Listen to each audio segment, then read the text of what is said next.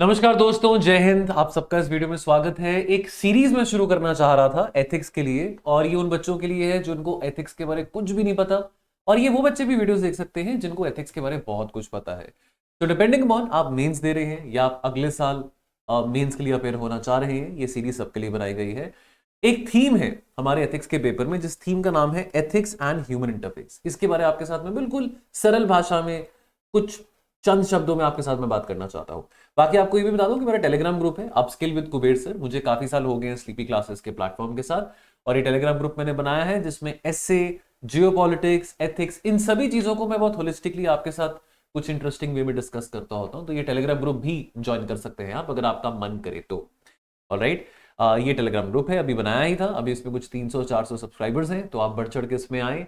जितने ज्यादा इसमें सब्सक्राइबर्स आएंगे तो उतना ही ज्यादा मोटिवेशन भी मिलेगा और कंटेंट डालते रहने का। शुरू करने से पहले आपको एक बात बताना चाहूंगा कि एथिक्स सिर्फ किताबों में नहीं होता है ना। एथिक्स हर एक पल में है, हर एक मोमेंट में है। हम एज ह्यूमन बीइंग्स, चाहे अपने सर्वेंट के साथ इंटरैक्ट कर रहे हैं, ऑफिस बॉय के साथ इंटरैक्ट कर रहे हैं, चाहे हम किसी सड़क पे किसी के साथ भी इंटरैक्ट कर रहे हैं, चाहे हम किसी बड़े व्यक्ति से इंटरैक्ट कर रहे हैं, अपने बुजुर्गों से इंटरैक्ट कर रहे हैं, किसी सरकारी ऑफिशियल से इंटरैक्ट कर रहे हैं, ट्रैफिक कांस्टेबल से इंटरैक्ट कर रहे हैं, एथिक्स और ह्यूमन इंटरफेस 24 घंटे हमारे साथ चलता रहता है। Alright, now understand one thing, हर एक समय, चाहे एक डॉक्टर है, एक ऑफिसर है, एक इंजीनियर है, एक पॉलिटिशियन है, एक पड़ोसी है, वो फैसले लेते हैं। ह्यूमन इंटरैक्शंस के बेसिस पे कोई ना कोई फैसला लिया जाता है। अब वो फैसला किसी और व्यक्ति को इंपैक्ट कर सकता है, तो वहां पे एक एथिकल इंटरफेस क्रिएट होता है। तो अंडरस्टैंड वन थिंग, जो इंटरैक्शन है दो ह्यूमन बींग्स के बीच में, ऑलराइट, दो इंटरैक्शंस, एक इंटरैक्शन है दो ह्यूमन बींग्स के बीच में। Now the moment of the interaction between one human being and another is what we call as human interface। देखो, फॉर एग्जाम्पल आप कोई फोन अपने हाथ में पकड़ते हैं, कोई स्क्रीन को आप स्क्रॉल करते हैं, आपको लगता है ना कि इसका इंटरफेस अच्छा है। So what is interface? Let's say कि मेरे पास एक डिवाइस है, मेरे पास एक आईपैड है, मेरे पास एक लैपटॉप है, मेरे पास एक फोन है, या बड़ा सा स्क्रीन है जिसपे मैं लेक्चर ले रहा हूं। तो मैं इंटरफेस की बात करता हूं ना, कि मतलब मेरा इंटरैक्शन, मेरे फेस का इंटरैक्शन इस डिवाइस के साथ कैसा है, और कितना ज्यादा मुझे अच्छा लग रहा है इसका स्क्रीन इंटरफेस, है ना। उसी तरह ह्यूमन इंटरफेस, दो व्यक्ति एक दूसरे के साथ इंटरैक्ट कर रहे हैं, बातचीत कर रहे हैं। अब वो जो फैसला लेते हैं, उस डिस्कशन का जो भी आउटकम निकलता है, वो किसी ना किसी को तो इंपैक्ट करेगा। ऑलराइट, फॉर एग्जांपल कि जैसे आप चीटिंग करते पकड़े गए हैं और आपकी कंप्लेंट प्रिंसिपल तक पहुंची है। अब प्रिंसिपल ने आपके फादर को बुलाया। अब आपके फादर और आपके प्रिंसिपल के बीच में इंटरैक्शन हो रहा है। अब आपके फादर कहते हैं कि भैया बच्चे को मौका दे दो, माफी कर दो, कोई बात नहीं, गलती होगी, इसको मैं समझाऊंगा। प्रिंसिपल कहता है कि नहीं, ये तीसरी बार ऐसा हुआ है, और अगर तीसरी बार हुआ है तो उसको रेस्टिगेट करना पड़ेगा। अब वो दोनों के बीच में, प्रिंसिपल और फादर के बीच में जो इंटरैक्शन हो रहा है उसका कोई डिसीजन होगा, लेकिन प्रिंसिपल और फादर के बीच में जो इंटरैक्शन है उसको ह्यूमन इंटरफेस करेंगे। तो तीन चीजें यहां पे समझनी बहुत जरूरी है: what you do, how you do it, and why you do it. Alright, ना ethics is a study of, क्या ये जो तीन चीजें हैं ना, व्हाट, हाउ एंड व्हाई, ये तीनों अलाइंड है एक अच्छे, फेयर और ह्यूमेन मैनर में। एक एग्जांपल लेते हैं, एक ट्रैफिक कांस्टेबल है, वो जैसे रेड लाइट, ग्रीन लाइट वगैरह होती है ना, येलो लाइट वगैरह होती है, तो एक ट्रैफिक कांस्टेबल ने ना अलाउ किया, अलाउ इन द सेंस कि वो देखा कि कोई गाड़ी आ रही है और लाल बत्ती थी, लेकिन लाल बत्ती को उस गाड़ी ने क्रॉस कर दिया, क्योंकि उस गाड़ी के अंदर जो बैठा इंसान था वो ट्रैफिक कांस्टेबल को ऐसे सलाम कर रहा था और वो उसका रिलेटिव था। तो उसने कहा कि चलो कोई बात नहीं, छोड़ दो, जाने दो, बिकॉज मेरा रिलेटिव है, मेरा रिश्तेदार है। अभी बहुत छोटी बात लगेगी, बट अंडरस्टैंड वन थिंग, वो ट्रैफिक कांस्टेबल कोई बहुत बड़ा पोजीशन में आईपीएस ऑफिसर तो नहीं है, लेकिन अपनी पोजीशन को, उसके पास तो पोजीशन और अथॉरिटी थी ना कि वो गाड़ी को रोक के उसका चालान भी काट सकता था, लेकिन उसने नहीं किया। तो देयरफॉर अब वो जो व्यक्ति है, जो ट्रैफिक कांस्टेबल है, वो अपनी अथॉरिटी का इस्तेमाल नहीं कर रहा है। ये व्यक्ति अपने अथॉरिटी का इस्तेमाल कर रहा है अपने पर्सनल बेनिफिट के लिए, यानी कि अपने रिश्तेदार को नहीं रोक रहा लाइटों पे, उसका चालान नहीं काट रहा है, और फेवरेटिज्म भी कर रहा है, व्हिच मींस कि वो एथिकल फेलियर की बात हुई। अब वही ट्रैफिक कांस्टेबल वहां पे आते जाते 100 लोगों का चालान काट रहा है, ड्रिंक एंड ड्राइव का चालान काट रहा है, सीट बेल्ट नहीं पहनी हुई, मोबाइल पे फोन पे बात कर रहे हैं, लेकिन अपने रिश्तेदार का चालान नहीं काट रहा है। तो यानी कि अपनी ड्यूटी वो बाकियों के लिए तो बहुत अच्छी तरह से निभा रहा है, but when it comes to his own relative, friends और फैमिली, तो वहां पे वो फेल कर रहा है। नाउ दैट मोमेंट, जो कांस्टेबल की पावर और सिटीजन रोड के बीच में जो इंटरैक्शन है, इसको हम ह्यूमन इंटरफेस कहते हैं। बिकॉज सड़क तो कांस्टेबल की नहीं है, सड़क तो देश की डीजीपी की नहीं है, सड़क तो स्टेट की डीजीपी की नहीं है, सड़क तो देश के प्रधानमंत्री की भी नहीं है, सड़क तो हम लोगों की है ना, हम लोगों ने पैसे दिए, टैक्स पे किया। नाउ एथिक्स क्यों मैटर करता है ह्यूमन इंटरफेस में? कोर आइडिया क्या है? जितना ज्यादा आपका पद ऊंचा होता है, जितनी ज्यादा आपकी पोजीशन ऊपर होती है, the more people your decision touch. एक पियोन का डिसीजन एक इंसान को इफेक्ट करेगा, एक डिस्ट्रिक्ट कलेक्टरेट का डिसीजन पूरे डिस्ट्रिक्ट को इंपैक्ट करेगा और एक मंत्री का फैसला पूरे स्टेट को इंपैक्ट करेगा। प्रधानमंत्री का फैसला, नोटबंदी हो, लॉकडाउन हो, पूरे देश को इंपैक्ट करेगा। तो एथिक्स जो है ना एट ह्यूमन इंटरफेस, ये एट एवरी स्केल ये होता है। ह्यूमन इंटरफेस तो हो रहा है, हर एक स्केल पे हो रहा है, पीएन के स्केल पे भी हो रहा है, प्रधानमंत्री के स्केल पे भी हो रहा है, लेकिन this is scaling up with more and more power in the hierarchy. जितनी ज्यादा आपकी पावर होगी उतना ही ज्यादा इंपैक्टफुल, वो नेगेटिव हो या पॉजिटिव हो ये हम नहीं कह सकते हैं, वो उतना ही ज्यादा इंपैक्टफुल आउटकम उस लोगों के लिए होगा। एक पीएन का डिसीजन एक व्यक्ति की, मतलब फॉर एग्जांपल मान लीजिए कि मैंने चाय मंगाया, ठीक है, मैंने चाय मंगवाया, लेकिन पीएन चाय लेके आया, लेकिन चाय में चीनी नहीं डाला, तो मतलब मुझे इस बात का फर्क पड़ा कि मैंने चाय पी लेकिन उसमें चीनी नहीं थी, मतलब मुझे वो चाय स्वाद नहीं लगी। सिंपल सी बात है, राइट। अब फॉर एग्जांपल उसी तरह से अब अगर हम एक कांस्टेबल की बात करें या हेड कांस्टेबल की बात करें, वो वहां पे चालान काट रहा है, वहां पे 2 लोगों का, 3 लोगों का, 4 लोगों का चालान काट रहा है। मान लीजिए कि एक बाइक पे 3 बच्चे सवार होकर कॉलेज जा रहे थे, हेलमेट नहीं पहना था, तो उसने चालान काट दिया, तो यानी कि वो तीनों पे इंपैक्ट हुआ, ऑलराइट। तो देयरफॉर जितनी आपकी पावर बढ़ती रहेगी उतना ही आपका जो दायरा है कि जिन लोगों पे आपके डिसीजन का प्रभाव पड़ सकता है वो बढ़ेगा। अब वो प्रभाव अच्छा भी हो सकता है, बुरा भी हो सकता है, सिंपल सी बात है। 3 रीजंस के ये मैटर क्यों करता है। पहली बात तो भरोसा, ट्रस्ट। इंस्टीट्यूशंस काम करते हैं जब लोग उन पे निर्भर करें, ट्रस्ट करें। द मोमेंट के सिटीजन को लगता है कि सिस्टम बहुत अनफेयर है, बायस्ड है, करप्ट है, तो ट्रस्ट टूट जाता है, और एक बार ट्रस्ट टूट जाता है ना तो बहुत मुश्किल से वो बनता है। देन डिग्निटी, हर एक इंसान जो कि इंटरैक्ट करता है सरकारी ऑफिस में, with the government office, a hospital, a court, he or she deserves to be treated as a human being। Simple सी बात है, कोई फाइल नंबर नहीं है वो। तो ethics at the human interface is about treating the other person not as a resource but treating the other person irrespective कि वो अमीर है, गरीब है, whatever caste है, whatever it is, मेल है, फीमेल है, with dignity के साथ। एंड तीसरा होता है आउटकम। अनएथिकल डिसीजन, चाहे वो वेल इंटेंशन डिसीजन भी हो, वो बैड आउटकम्स प्रोड्यूस करेंगे। अब एक डॉक्टर जो कि अननेसेसरी टेस्ट प्रिस्क्राइब करता है एक पेशेंट को, अब हो सकता है कि उस डॉक्टर को उसका कमीशन मिले कि भाई आप इस लेबोरेटरी से जाके ये टेस्ट करवा के आ जाना, ये सीटी स्कैन करवा देना, जबकि जरूरत नहीं भी है, लेकिन उसको अपना कमीशन मिल रहा है कि हाँ यार मैं, अगर वो एक्सरे 500 रुपए का है, तो फॉर एग्जाम्पल 500 रुपए का है, तो मुझे उसमें से 20% 30% मिलेगा। लेकिन जो पेशेंट है, पेशेंट सफर कर रहा है। अब देखो डॉक्टर ये कह सकता है कि भैया मैंने ड्यू डिलिजेंस करना है, मैं आपको अगर सीटी स्कैन कराने को कह रहा हूँ या एक्सरे कराने को कह रहा हूँ तो अपनी तसल्ली के लिए कह रहा हूँ, आपकी तसल्ली के लिए कह रहा हूँ। अब वो तसल्ली के चक्कर में आप पेशेंट को भी सफर करवा रहे हो, लेकिन आपको तसल्ली करनी है तो आपको बहाना मिल गया कि मैं तसल्ली के लिए कह रहा हूं। अब इंटेंशंस और आउटकम दोनों मैटर करते हैं। आपकी तसल्ली से पेशेंट का सोल्यूशन निकल रहा है, अगर तो निकल रहा है तो भैया आप कमीशन खा रहे हो तो कोई बात नहीं, अगर नहीं निकल रहा आप कमीशन ही खाए जा रहे हो, देन आपका आउटकम फेवरेबल नहीं है। अब यहां पे ना 3 कॉर्नर ट्राइंगल आता है जब हम ह्यूमन इंटरफेस की बात करते हैं, एथिक्स और ह्यूमन इंटरफेस की बात करते हैं। एक तो होता है पर्सनल, यानी कि इंटरनल, वैल्यूज, इंटेग्रिटी, एकाग्रता, एम्पैथी, इमोशनल इंटेलिजेंस। मतलब आप 2 लोग इंटरैक्ट कर रहे हैं, what are you bringing to that interaction. आप अपने जमीर को, अपने कॉन्शियस को तो बिल्कुल कोई लॉ नहीं बना सकते ना अपने कॉन्शियस के लिए।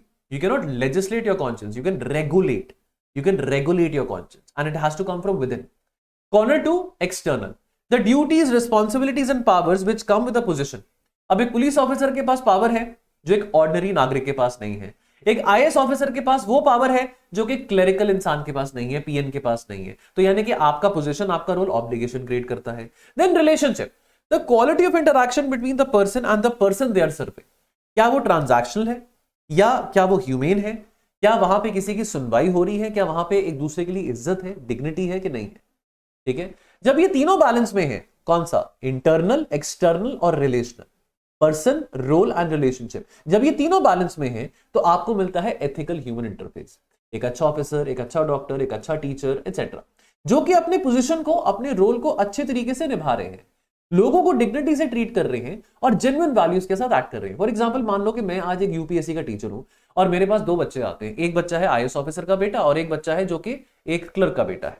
अब एक आईएएस ऑफिसर का बेटा है और एक क्लर्क का बेटा है, फीस तो दोनों सेम दे रहे हैं। मान लो कि मैंने दोनों बच्चों के लिए फीस रखी 10,000 रुपए, अब फीस तो वो सेम दे रहे हैं। अब यानी कि मेरी जो वफादारी है, पहली बात तो वफादारी क्यों आएगी, मतलब मेरी वफादारी किसी बच्चे के साथ, वो क्लर्क का बेटा है, वो आईएएस का बेटा है, ऐसे तो क्यों होना चाहिए। मैं तो एक टीचर हूं ना, तो मेरे को तो दोनों बच्चों को पढ़ाना है, इररिस्पेक्टिव कि उनका खानदान कौन सा है, इररिस्पेक्टिव को कौन से परिवार से आए हैं। अब अगर मैं बोलूं कि नहीं यार मैं ज्यादा पर्सनल अटेंशन दूंगा जो आईएएस ऑफिसर का बेटा है, कि चलो इसी बहाने मेरे कुछ काम निकल जाएंगे, मुझे कोई मैच वैच होता है तो स्टेडियम की टिकटें मिल जाएंगी, कोई कॉन्सर्ट की टिकटें मिल जाएंगी, तो वही मोटिव के साथ अगर मैं आईएएस ऑफिसर के बेटे को पढ़ाऊं और वो बेचारे दूसरे लड़के को ना पढ़ाऊं तो वो तो ज्यादती है ना। विच मीन्स कि यहाँ पे मैं फेवरेटिज्म दिखा रहा हूँ, विच मीन्स कि यहाँ पे मैं इमोशनल इंटेलिजेंस नहीं दिखा रहा हूँ, विच मीन्स कि यहाँ पे मैं ये नहीं देख रहा कि वो जो बेटा, जो क्लर्क का बेटा है, मे बी उसके फैमिली में क्या हालात रहे होंगे, कितनी मुश्किल हालातों से आया होगा, लेकिन फिर भी किस तरह से करके उसने 10,000 रुपए इकट्ठा किया और मेरे को फीस दिया। एक आईएएस ऑफिसर के बेटे के लिए 10,000 रुपए देना कोई बड़ी बात नहीं है, लेकिन यहाँ पे अगेन मेरी एम्पैथी की बात आती है ना, बिकॉज मैं अपना इमोशनल इंटेलिजेंस कैसे अप्लाई कर रहा हूँ, और मैं वो जो बेटा है, दूसरा जो लड़का है, जो क्लर्क का बेटा है, उसको मैं क्या शो कर रहा हूँ कि देख मैं तो सिर्फ आईएएस ऑफिसर के बेटे को ही ज्यादा टाइम दूंगा, तेरे को टाइम नहीं दूंगा। तो यानी कि मैं गलत प्रेसिडेंट सेट कर रहा हूं। तो यानी कि एज ए टीचर ना तो मैं अपना इंटरनली कुछ अपना रेगुलेट कर पा रहा हूं, अपना इमोशनल इंटेलिजेंस नहीं दिखा पा रहा हूं, एक्सटर्नली यानी कि अपने पोजीशन का मैं यूज पढ़ाने के लिए मेरे को करना चाहिए था, लेकिन वो भी बहुत अनबायस तरीके से वो भी नहीं कर पा रहा हूं। और रिलेशनशिप यानी कि मैं एक ट्रांजैक्शनल रिलेशन बना रहा हूं आईएएस ऑफिसर के बेटे के साथ कि भाई क्योंकि तेरा जो फादर है वो आईएएस ऑफिसर है, इस करके मैं तेरे को ज्यादा टेंशन दूंगा, उसका फादर क्लर्क है तो नहीं दूंगा। तो यानी कि एक ट्रांजैक्शनल रिलेशन बना रहा हूं, रादर दैन कि मेरे को फर्क ही नहीं पड़ना चाहिए ना कि किसका बेटा क्या है, किसी का फादर क्या है क्या नहीं है, मुझे तो फर्क नहीं पड़ना चाहिए। तो यानी कि जब हम एथिकल ह्यूमन इंटरफेस की बात करते हैं तो ये तीनों चीजें बहुत इंपॉर्टेंट आ जाती हैं। यानी कि आप as a person internally, then what position और what role do you have, that is an external factor, and then the relationship which you are forming as a person, and as a person also having that particular role, now whatever that role is, IAS officer, doctor, engineer, whatever। जब इनमें से, इन तीनों चीजों में से कोई भी एक चीज मिसिंग होती है, इंटरनल वैल्यूज मिसिंग है, तो यानी कि आप घूसखोरी करोगे, करप्शन करोगे, आप अपने रोल को सीरियसली नहीं ले रहे हो, यानी कि आप नेग्लिजेंस दिखाओगे, नेग्लिजेंस ऑफ ड्यूटी दिखाओगे। जब रिलेशनशिप मिसिंग है, यानी कि आप एम्पैथी का अप्लाई नहीं कर रहे हो, आप अपनी इमोशनल इंटेलिजेंस का एप्लीकेशन नहीं कर रहे हो, आप रिलेशनशिप आउट ऑफ ड्यूटी नहीं बना रहे हो, बिकॉज आज अ सिविल सर्वेंट भी अगर हम बात करें तो आपका मेन मोटिव ये नहीं कि लोगों के साथ आपने रिश्ते बनाने हैं, लेकिन आपने लोगों को समझना है ताकि आप अप्रोचेबल हैं, एक्सेसिबल हैं। अदरवाइज आप ब्यूरोक्रेटिक कोल्डनेस दिखा रहे हैं। Now what shapes how a person behaves in their interactions, पहला तो उसके परिवार की बात आती है। आपकी जो फैमिली है वो सबसे बड़ा टीचर ऑफ एथिक्स है। आपका teacher of ethics Kuber sir नहीं है, आपका टीचर ऑफ एथिक्स कोई भी यूट्यूब के जो एजुकेटर्स हैं ऑल दैट वो नहीं है। सबसे बड़ा टीचर आपका एथिक्स का कौन है? आपका परिवार। एक बच्चा जो कि अपने पेरेंट्स को देखता है, a child who seize their parents act with integrity, वो एकाग्रता वो बच्चा हमेशा कैरी करेगा। अब हो सकता है कि आप बोलो कि मेरे पिताजी ने सारा टाइम एकाग्रता इंटेग्रिटी के साथ काम किया, करप्शन नहीं करा। अरे पापा आप तो करप्शन कर सकते थे, आप एक उस पोजीशन पे थे जहां पे आपको कॉन्ट्रैक्ट मिल सकते थे, कुछ फायदा करवा देते, बड़ी गाड़ी ले लेते, एटसेट्रा एटसेट्रा। आपके पिता ने कहा कि बेटा ऐसा है, मैं तो ऐसा ही हूं, मैंने अपने उसूल के हिसाब से चलना है, तुमने रहना तो रहो, नहीं तो जाओ, कोई बात दिक्कत वाली बात नहीं है। अब आपने अपने पिताजी को देखा या माताजी को देखा, चाहे वो नौकरी कर रहे थे नहीं कर रहे थे, लेकिन एकाग्रता के साथ काम किया। आपने देखा कि अगर आपके पिताजी ने आपकी माताजी को महीने का खर्चा दिया, मान लीजिए कि महीने का 10,000 रुपए दिया, तो आपकी माताजी ने उन 10,000 रुपए में ही गुजारा किया। और आपके माताजी ने अगर 10,000 रुपए में से 500 रुपया भी बचा तो कहा कि आपके पिताजी को कि ये लीजिए 500 रुपीज आप बैलेंस है, ये बच गया है, ये आप अपने पास रखिए, तो ये काम आ जाएंगे। ये इंटेग्रिटी की बात है। अब माताजी तो हाउसवाइफ थे, लेकिन अगेन उन्होंने इंटेग्रिटी के साथ, ईमानदारी के साथ जो भी पैसा दिया आपके पिताजी ने, उसको एक बिल्कुल बराबर से हिसाब बना के रखा, तो वो भी एकाग्रता है। तो बच्चा यहीं से सीखता है ना। एक बच्चा जो कि देखता है कि शॉर्टकट्स को नॉर्मलाइज किया जा रहा है कि अच्छा कोई बात नहीं, आज पैसे कम थे तो पिताजी ने करप्शन कर लिया, है ना। अगर लग रहा था कि चलो घर में किसी की शादी आ रही है, कोई ऐसा फंक्शन आ रहा है, गाड़ी लेनी, तो चलो पिताजी ने किसी से, और कोई केस में कोई बंदा फंसा हुआ था, उससे पैसे ले लिए, चलो कोई बात नहीं, काम हो जाएगा। यानी कि बच्चा जो कि अपने परिवार में हमेशा शॉर्टकट्स देख रहा है, वो देख रहा है कि उसके फादर, उसके मदर हमेशा कॉम्प्रोमाइज कर रहे हैं अपने वैल्यू सिस्टम में, तो वो कभी ये वैल्यू सिस्टम अपने माइंड में रजिस्टर नहीं कर पाएगा। दूसरा है एजुकेशन। फर्क नहीं पड़ता कि आपने आईआईटी से करा है, आपने आईएम से करा है, कि आपका यूपीएससी में रैंक 1 आया था, आपके पिताजी का रैंक यूपीएससी में 1 आया था, आपके दादाजी का रैंक यूपीएससी में 1 आया था, फर्क नहीं पड़ता। मॉरल एजुकेशन, नैतिकता मैटर करती है। Ability to think through consequences, understand दूसरे लोगों का पर्सपेक्टिव, यहां पे इमोशनल इंटेलिजेंस आ रहा है। What is right before what is convenient, इस बात को सोचना, सही क्या है, कन्वीनियंट क्या है वो नहीं सोचना, सही क्या है। देखो ये सिर्फ एक आईएएस ऑफिसर की जिंदगी में ये दुविधा या डिलेमा नहीं आता, ये हम सबकी लाइफ में आता है कि सही क्या है और क्या कन्वीनियंट है। ऑलराइट, अब फॉर एग्जांपल, अब कन्वीनियंट क्या है? कन्वीनियंट है कि भैया कि मैंने बस ऐसे कोई ना कोई बात करके यहाँ पे 5 मिनट का वीडियो बना दिया। लेकिन सही क्या है यार? चाहे इस वीडियो को ना 4 लोग देखें, चाहे इस वीडियो को 3 लोग लाइक करें, चाहे इस वीडियो को 1 भी लोग लाइक ना करें, बट मेरा मोटिव है कि यार ये एथिक्स और ह्यूमन इंटरफेस जो टॉपिक है ना, वो मैं इस लेवल तक पढ़ा दूं बच्चों को कि यार जो कोई पहली बार भी इसको वीडियो को देखेगा ना, वो समझ जाएगा कि भैया एथिक्स और ह्यूमन इंटरफेस क्या होता है, उसको इजी लगेगा। मेरा काम है ये चीज को आसान बनाना। Then society and peer pressure, अगर हर कोई ऑफिस में रिश्वत लेता है तो जो न्यू कमर है, द न्यू कमर जो कि कहता है कि भैया मैं तो रिश्वत नहीं लूंगा, तो वो तो अकेला हो गया ना, वो तो कहेगा कि भैया मैं ही नहीं ले रहा हूं रिश्वत। भैया मैं तो इतनी सारी बड़ी बड़ी बातें पढ़ के आया था कि मैं ईमानदारी से एकाग्रता से काम करूंगा, लेकिन अब मुझको ही लोग आइसोलेट कर रहे हैं। अब जो सोशल एनवायरनमेंट है, सोशल एनवायरनमेंट जिसका भी सोशल एनवायरनमेंट है, social environment of an institution, चाहे वो कोई ऑफिस है, पब्लिक ऑफिस है, प्राइवेट ऑफिस है, या तो वो एथिकल बिहेवियर को सपोर्ट करेगा या अंडरमाइन करेगा। अब अगर मान लीजिए कि मैं अगर एक ऐसे ऑफिस में काम करता हूं जहां पे हर कोई बोले कि चलो कोई बात नहीं, लेक्चर डालना था, कोई बात नहीं, कल डाल देंगे, परसों डाल देंगे, कोई दिक्कत वाली बात नहीं है, टेलीग्राम पे मैसेज कर देंगे, विच मीन्स कि गलत बिहेवियर है, it is that means that is a wrong ethical behaviour, it is not a right ethical behaviour. तो ऑर्गेनाइजेशन का कल्चर बड़ा मैटर करता है। देखो आपका जो ऑर्गेनाइजेशन का कल्चर है ना, वो आपने 7 से 8 से 9 घंटे, कई बार 10 घंटे आपने एक ऑफिस में बैठ के काम करना है। आप सुबह 10 बजे आते हैं, शाम को 6 बजे जाते हैं। अब आप कैसे कह सकते हैं कि भैया ऑफिस का काम धंधा मेरे को इंपैक्ट नहीं करेगा? आप सुबह 10 से 6 ऑफिस में हैं, आप घर जाएंगे तो आपके माइंड में बातें आएंगी। अगर आपके ऑर्गेनाइजेशन में कल्चर बहुत टॉक्सिक है तो भैया आप अपने पर्सनल लाइफ में भी सफर करोगे, अपने फैमिली के साथ भी सफर करोगे, बच्चे बीवी के साथ भी सफर करोगे। लेकिन अगर आपके स्ट्रॉन्ग ऑर्गेनाइजेशनल वैल्यूज हैं तो ऑब्वियसली आप सफर नहीं करोगे ना, आप रिलैक्स होके जाओगे। काम है, काम का स्ट्रेस है, वर्कलोड है, वो और बात है। वर्कलोड से वो और बात होती है कि आपको वर्कलोड आ गया, काम आ गया, दैट इज समथिंग डिफरेंट। लेकिन ऑर्गेनाइजेशन कल्चर अगर आपका कॉम्प्रोमाइज है, चाहे सरकारी नौकरी में, प्राइवेट नौकरी में हो, तो भैया आपकी पर्सनल लाइफ तो सफर करेगी करेगी। आपकी लाइफ अपने दोस्तों के साथ, वाइफ के साथ, गर्लफ्रेंड के साथ, बच्चों के साथ 100% सफर करेगी। Religion and personal belief system की बात करें, कुछ लोगों के लिए एथिकल बिहेवियर ग्राउंडेड होता है उनके रिलीजियस बिलीफ के साथ। The believe that one is accountable beyond the immediate transaction. ना चाहे वो रिलीजियस है, चाहे वो सेक्युलर बिलीफ है, आपका पर्सनल बिलीफ है, एक एंकर, एक सहारे की जरूर होती है हमको अपने एथिकल बिहेवियर को वैलिडेट और जस्टिफाई करने के लिए।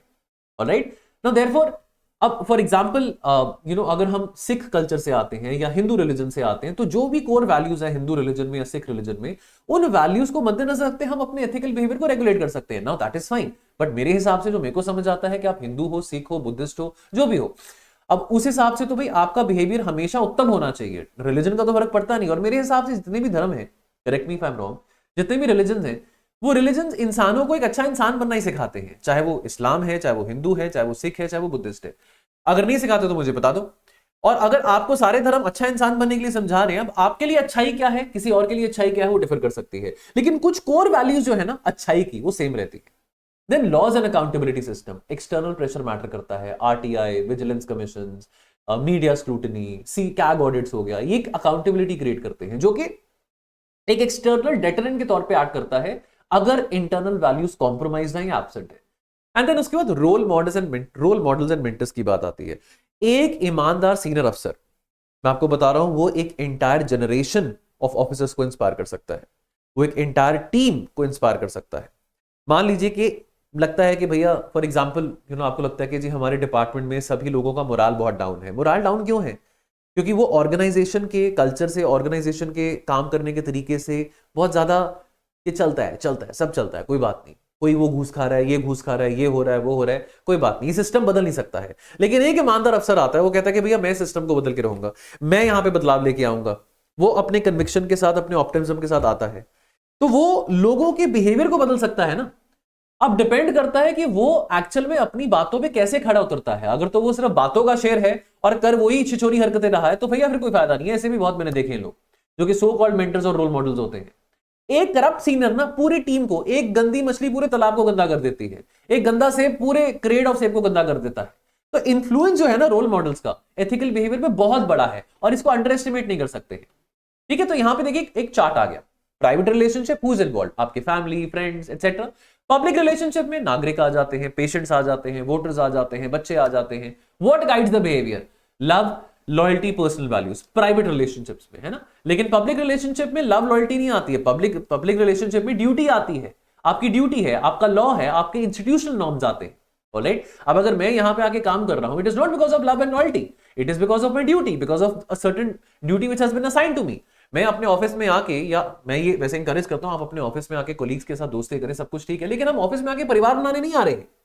हम ऑफिस में ड्यूटी करने आ रहे हैं, काम करने आ रहे हैं, जो हमको मैंडेट दिया गया वो करने आ रहे हैं। अगर आप आईएएस बन रहे हैं, टीचर बन रहे हैं, डॉक्टर बन रहे हैं, कहीं पे भी जा रहे हैं, आपकी ड्यूटी है वो निभाने आ रहे हैं, दैट इज इट। जो आपको काम दिया गया है, जो आपके लिए जिस बात के लिए आपको तनख्वाह मिलती है, सैलरी मिलती है, वो काम करने आ रहे हैं, सिंपल सी बात। एथिकल रिस्क, प्राइवेट रिलेशनशिप में फेवरेटिज्म, नेपोटिज्म है ना, भाई भतीजावाद। पब्लिक रिलेशनशिप में करप्शन की बात आती है, अब्यूज ऑफ पावर की बात आती है। What is at stake? Private relationship में इंडिविजुअल वेलबींग, भैया मेरा अपना पर्सनल रिलेशन है, खराब ना हो जाए। अगर उसको मैंने फेवर नहीं किया, अगर उसकी मैंने बात नहीं सुनी, लेकिन पब्लिक रिलेशनशिप में व्हाट इज एट स्टेक? लोगों का भरोसा, सोशल जस्टिस। प्रॉब्लम जो कि दोनों को कनेक्ट करता है, नेपोटिज्म। जब आपके प्राइवेट रिश्ते करप्ट करते हैं आपके पब्लिक रोल्स को, या आपके प्राइवेट रिश्ते आपके पब्लिक रोल्स को इन्फ्लुएंस करते हैं। जब एक मिनिस्टर अपने भांजे को, भतीजे को कॉन्ट्रैक्ट देता है, लेकिन वो कॉन्ट्रैक्ट उस व्यक्ति को नहीं दे रहा जो कि डिजर्विंग है, ऑलराइट, तो यानी कि आप एक प्राइवेट रिलेशनशिप को नर्चर कर रहे हैं, ग्रूम कर रहे हैं, जो कि पब्लिक इंटरफेस को कंटामिनेट करेगा। ये एक बहुत ज्यादा कॉमन और डैमेजिंग एथिकल फेलियर है ह्यूमन इंटरफेस का, बहुत ज्यादा डैमेजिंग फेलियर। फॉर एग्जाम्पल, एक स्कूल प्रिंसिपल है, वो बेस्ट क्लासरूम रिसोर्सेज देता है टू द सेक्शन जहां पे उसका खुद का बच्चा पढ़ रहा है। यानी कि आप बेस्ट रिसोर्सेज दे रहे हैं, यानी कि आपकी ड्यूटी है कि आपको बेस्ट रिसोर्सेज देने हैं। That is the what why how वाली बात आती है। व्हाट इज एलोकेटिंग रिसोर्सेज, एक पब्लिक रोल है, बट द वाई यानी कि पर्सनल रिलेशनशिप, बिकॉज मेरा बेटा उस क्लास में पढ़ता है, मेरी बेटी उस क्लास में पढ़ती है, विच मीन्स कि वो इंटाइटल्ड होना चाहिए या इंटाइटल्ड होनी चाहिए कि यानी कि मेरा प्राइवेट इंटरेस्ट आ रहा है और मैं अपनी ड्यूटी को वायलेट कर रहा हूं, करप्ट कर रहा हूं, बिकॉज मैं वो जो रिसोर्सेज हैं मेरे लिए, वो रिसोर्सेज एज अ प्रिंसिपल वो एलोकेट करना सभी बच्चों के लिए। अगर मान लीजिए मेरे स्कूल में 3000 बच्चा पढ़ रहा है, 4000 बच्चा पढ़ रहा है, लेकिन मैं एक ही बच्चे को एलोकेट कर रहा हूं, यहां पे आप फेवरेटिज्म आ जाता है। अगेन ये एथिकल फेलियर है, ऑलराइट। अब 3 डायमेंशंस हैं किसी भी ह्यूमन एक्शन के जो कि एथिकल वजन कैरी करते हैं। पहला, इंटेंशन, क्यों कर रहे हो। अ डॉक्टर जो कि अननेसेसरली टेस्ट रन कर रहा है, भैया आपको भी लाइक मैं अपने पर्सनल एक्सपीरियंस से बता पा रहा हूं कि मैं यहाँ पे एक बहुत महंगा हॉस्पिटल है यहाँ पे हमारे ट्राई सिटी में, और उस हॉस्पिटल में अब गलती से मैं कभी भी ना जाऊं, राइट। मैं उस हॉस्पिटल का नाम लेना नहीं चाहता, बिकॉज अगर ये वीडियो कहीं आगे जाता है तो ऐसे हॉस्पिटल वाले कहेंगे कि भैया हमको बदनाम कर रहे हो। प्राइवेट हॉस्पिटल है, वो कहता कि भैया ऐसा है कि आपकी ना एंडोस्कोपी होगी। मेरे कुछ पेट में प्रॉब्लम था, गैस में प्रॉब्लम है, कुछ पैंक्रियास में इशू हुआ था, राइट नाउ। अब उसके लिए मैं जाता था, हर फ्राइडे जाता था, और कम से कम 3-4 बार एंडोस्कोपी करा दी। और एंडोस्कोपी इतना आसान काम नहीं होता, बहुत मुश्किल होता है एंडोस्कोपी करना जी। ड्यू डिलिजेंस करना है हमको हर एक चीज को इन्वेस्टिगेट करना है। That is what the book says and all that. अरे भैया एंडोस्कोपी का खर्चा 7-8 हजार का था, और वो एंडोस्कोपी का खर्चा इंश्योरेंस में क्लेम भी नहीं होता। मैं हर वक्त जाके एंडोस्कोपी करवा के आ रहा हूँ, भैया उसका आउटकम क्या है। जो प्रॉब्लम है वो तो अभी भी है ना, प्रॉब्लम तो नहीं ठीक हो रही है, दवाइयां दे रहे हो, मैं प्रिकॉशन ले रहा हूँ, कुछ चीजें जो आपने बोली है अवॉइड करनी है वो कर रहा हूं, लेकिन भैया प्रॉब्लम का हल तो नहीं निकल रहा। अननेसेसरी आप टेस्ट रन कर रहे हो। फायदा क्या है भैया, आपको पैसे कमाने हैं। एंडोस्कोपी के पीछे अगर 7000 की एंडोस्कोपी, तो डॉक्टर की जेब में 3000 पे जा रहा है। तो यानी कि अगेन इंटेंशन बहुत मैटर करते हैं, क्यों करवा रहे हो वो काम, व्हाई डूइंग इट। आप एक सरकारी ऑफिसर हो, आपके पास कोई इंसान आता है कि भैया मेरा ये काम नहीं हो पा रहा, कोई डेथ सर्टिफिकेट लेके आता है, मेरे को डेथ सर्टिफिकेट चाहिए, मेरे so and so family relative की डेथ होगी है, तो आगे जो भी लीगल मैटर्स हैं, प्रॉपर्टी के मैटर्स, उसमें को डेथ सर्टिफिकेट चाहिए होगा। आप उसको फुटबॉल की तरह भगाई जा रहे हो, भगाई जा रहे हो, भगाई जा रहे हो। क्यों कर रहे हो भाई, व्हाई, इंटेंशन क्या आपका। The means, how you doing it. एक सरकार जो कि flood relief only to the constituencies, a government that is providing flood relief only to the constituencies which voted for it is doing a good thing through bad means. सिर्फ उनको क्यों, अगर flood आया है, अगर मान लो किसी स्टेट में फ्लड आया है और उस स्टेट में 23 डिस्ट्रिक्ट है, 24 डिस्ट्रिक्ट है, 50 डिस्ट्रिक्ट है, तो आपको तो यही फर्ज बनता है ना कि आपने हर एक डिस्ट्रिक्ट में जितने भी लोग हैं उन सभी को आपने फ्लड रिलीफ मटेरियल प्रोवाइड करना है। अगर सारे के सारे डिस्ट्रिक्ट डूब गए हैं पानी में, गिनती चुनती के लोगों को तो नहीं। And consequence what actually happens, even with good intentions and acceptable means, अगर आउटकम लोगों को हार्म करता है, सो एथिकल पर्सन एग्जामिन करता है why and then takes responsibility. I meant well is not enough, कि भाई मेरा मकसद तो कुछ और था, मतलब मैं तो अच्छा ही चाह रहा था लेकिन कुछ और हो गया। Take responsibility, take accountability. भैया आप अच्छा चाह रहे थे फाइन, लेकिन अच्छा नहीं हुआ ना, आप उस पोजीशन पे हो जहां पे आप जवाब दे हो। तो ट्राई टू अंडरस्टैंड, यहाँ पे इमोशनल इंटेलिजेंस की बहुत जरूरत है। मेरा फेवरेट टॉपिक है इमोशनल इंटेलिजेंस। आप मुझको 24 घंटे बिठा के वीडियो पे इमोशनल इंटेलिजेंस के ऊपर बातें करवा लो। I love talking about emotional intelligence because I believe कि I have cultivated EQ. I don't give a lot of prevalence to IQ. I've seen people having excellent IQ doing miserable in life. All right, but people having good EQ, they can achieve a lot in life. Please be the person जिसके पास EQ है rather than IQ. Okay, 3 bore तो नहीं हो रहा ना, चलो bore अगर हो भी रहे तो कोई चॉइस नहीं है, बिकॉज अब तो वीडियो बनी रहे। 3 डायमेंशंस किसी भी ह्यूमन एक्शन के, चलो आपको मैंने बताया। रिलेटेबल एग्जांपल, एक राशन शॉप ओनर है, वो पीडीएस का जो राशन है वो डिस्ट्रीब्यूट करता है, वो 20% ऑफ द टॉप, उसके पास जो अनाज आता है, तो अनाज की जो उत्तम क्वालिटी होती है 20-30% वो अपने पास रख लेता है, बाकी जो है वो बंटवारा जो भी मतलब बांटना होता है वो बांट देता है। यानी कि वो स्कीम के साथ तो कंप्लाई कर रहा है। उसके पास 100 किलो आया, 100 किलो उसने मतलब उसमें से 80 किलो बांटा लोगों को, लेकिन 20 किलो अपने पास रख लिया। यानी कि अभी भी ऐसे बहुत सारे गरीब परिवार होंगे जिनके पास नहीं आया होगा, है ना, जिनके पास जो सामान है, जिनके पास जो अनाज आना था वो नहीं आया होगा। One corrupt moment at the human interface, यानी कि between the ration shop and the hungry family, that is undoing the entire public distribution system की policy just because of one person's corrupt decision. Now यहां पे emotional intelligence की बात आती है। Emotional intelligence matter क्यों करता है, इस बात को समझो। ज्यादातर जो एथिकल फेलियर्स हैं eight the human interface they happen not from deliberate wrong doing but from emotional failures. Officer जो कि अपने टेम्पर को, अपने आपे को, अपने गुस्से को लूज कर देता है और किसी नागरिक को ह्यूमिलेटेड करता है सब लोगों के सामने, उस ऑफिसर में इमोशनल इंटेलिजेंस नहीं है, क्योंकि वो उस व्यक्ति को डिग्निटी के साथ ट्रीट नहीं कर रहा। तो डॉक्टर जो कि एक पेशेंट के फियर को डिसमिस कर देता है, अरे तुम पागल हो, तुम ऐसे मत सोचो कि तुम ऐसे एग्जैजरेट कर रहे हो, तो अगेन आप इमोशनल इंटेलिजेंस नहीं दिखा रहे हैं, आप सेंसिटिविटी नहीं दिखा रहे हैं पेशेंट के कंसर्न के towards. The teacher who ignores a struggling student because they are too slow, अरे तुम स्लो लर्नर हो, मैं तुमको नहीं पढ़ा सकता हूं, तुमको लिखना नहीं आता, जाओ पहले कहीं से कोचिंग लेके आओ, लिखते कैसे, हैंड राइटिंग कैसे करते हैं। अगेन आप उसकी प्रॉब्लम को आइडेंटिफाई नहीं कर रहे हो, उसकी प्रॉब्लम को आइडेंटिफाई ना करके आप उसको डिस्करेज कर रहे हो कि भैया देखो मैं नहीं पढ़ाऊंगा। अगेन यहां पे आप अपनी इमोशनल इंटेलिजेंस नहीं दिखा रहे हो, that's again an ethical failure. Full आप जितने मर्जी अच्छे टीचर हो, आपने हार्वर्ड से डिग्री करे हो, आपके पढ़ाए बच्चे ऑल इंडिया रैंक 1 लेके आए हो, फर्क ही नहीं पड़ता। Alright, police officer whose bias comes from the fear rather than malice. तो अगेन यहां पे ये सारी की सारी बातें दिखाती हैं वीक इमोशनल इंटेलिजेंस। 5 कंपोनेंट्स हैं इमोशनल इंटेलिजेंस के: self awareness, that knowing what you feel and why do you feel; self regulation यानी कि choosing that how you can respond instead of reacting automatically, self regulation behaviour की बात आती है; motivation, भाई सही काम करना है चाहे कोई देखे या ना देखे; empathy, understanding that what the other person feels not just what they are saying; social skills यानी कि navigating relationship with utmost care and honesty. Now relatable example, एक फैमिली है, उसके परिवार में किसी की डेथ हुई है और वो सरकारी अफसर और सरकारी ऑफिस में गए हैं वो डेथ सर्टिफिकेट लेने के लिए और पेंशन क्लेम के लिए। ना जो क्लर्क है, क्लर्क टेक्निकली आपको कह सकता है कि भैया उसके राइट्स हैं कि भैया ये रूल करना है, वो करना है, एनओसी लेके आना है, वो करना है, फलाना करना है, एटसेट्रा एटसेट्रा, क्योंकि एक डॉक्यूमेंट आपका मिसिंग है।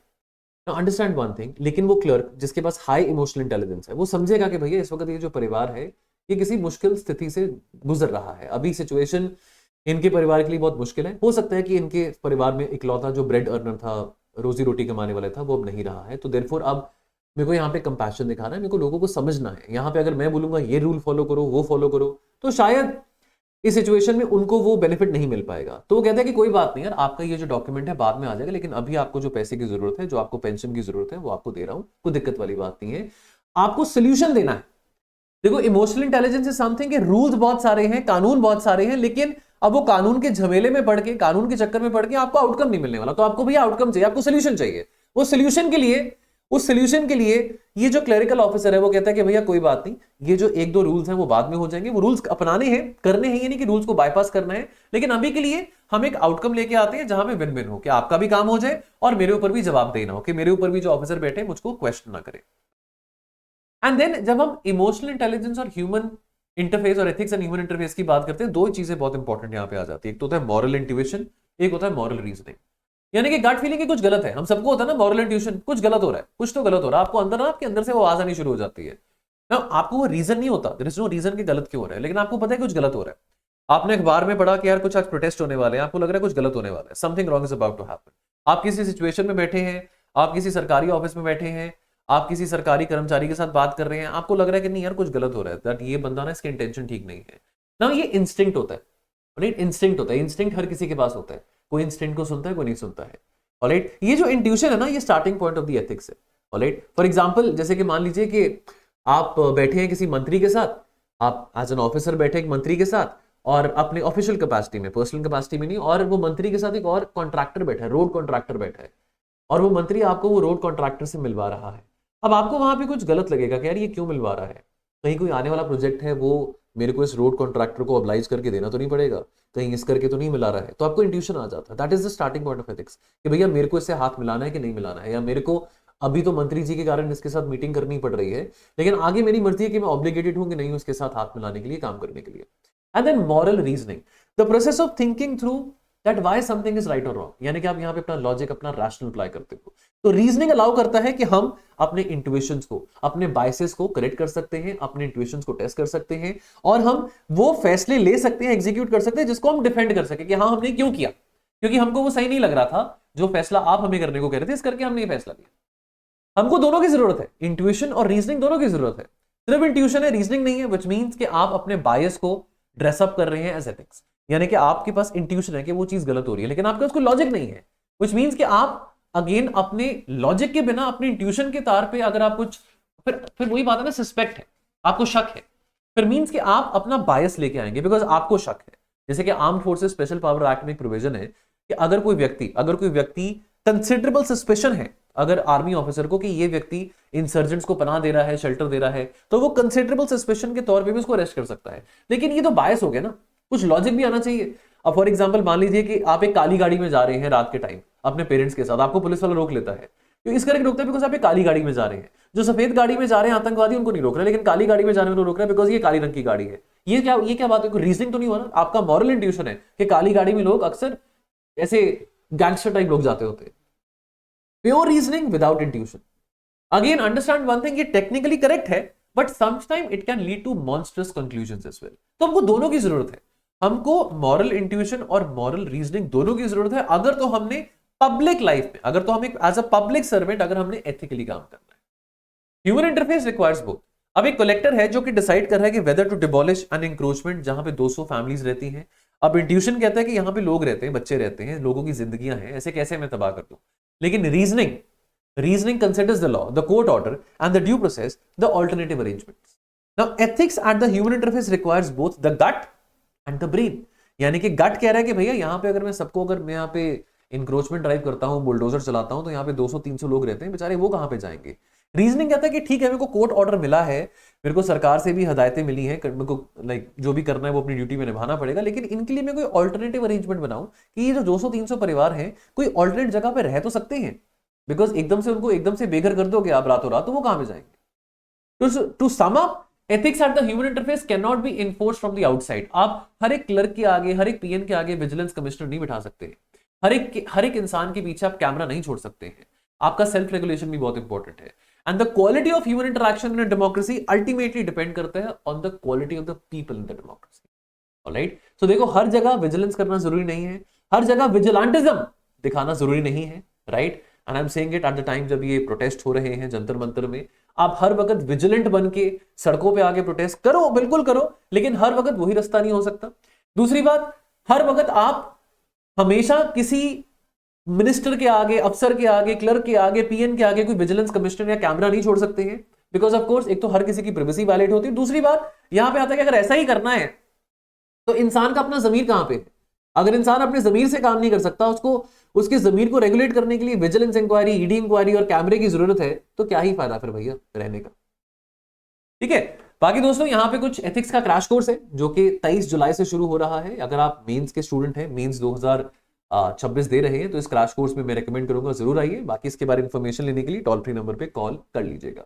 मैं मिलूंगा आपसे बहुत जल्द। Thank you so much.